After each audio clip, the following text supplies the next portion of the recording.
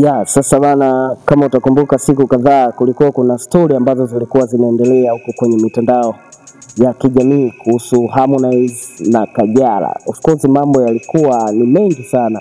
Kila mtu aliweza kuongea la kwake, baada ya Harmonize kuweka moja ya cover ambayo ilikuwa ni kwa ajili ya kupromoti nyimbo yake ambayo ilikuwa inaitwa Best Couple.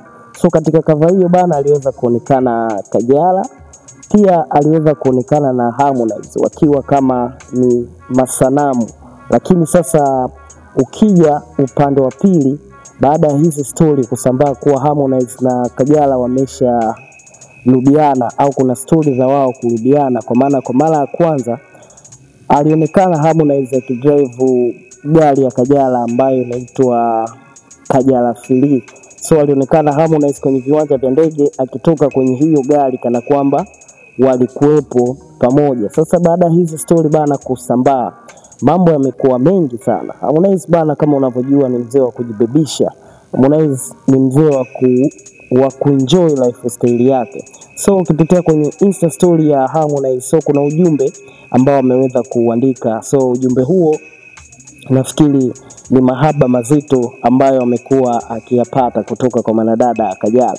So moja ya ujumbe ambao alikuwa ameuandika kwa Kiingereza, lakini nitakutafsiria kwa Kiswahili. Alikuwa ameandika looks like some girl was feeling so comfortable.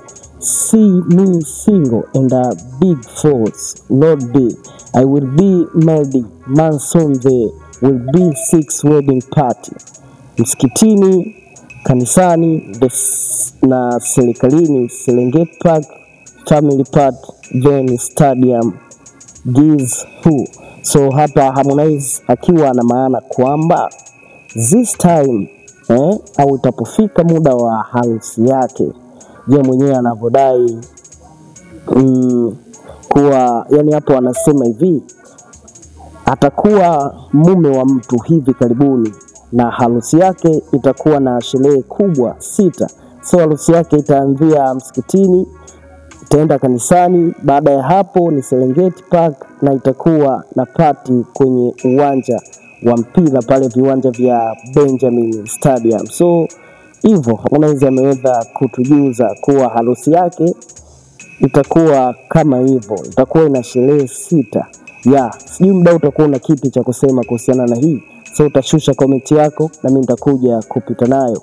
Pia nikukumbushe wewe ambaye bado hujasubscribe, so hakikisha una subscribe ili wakati mwingine uweze kupata taarifa zetu.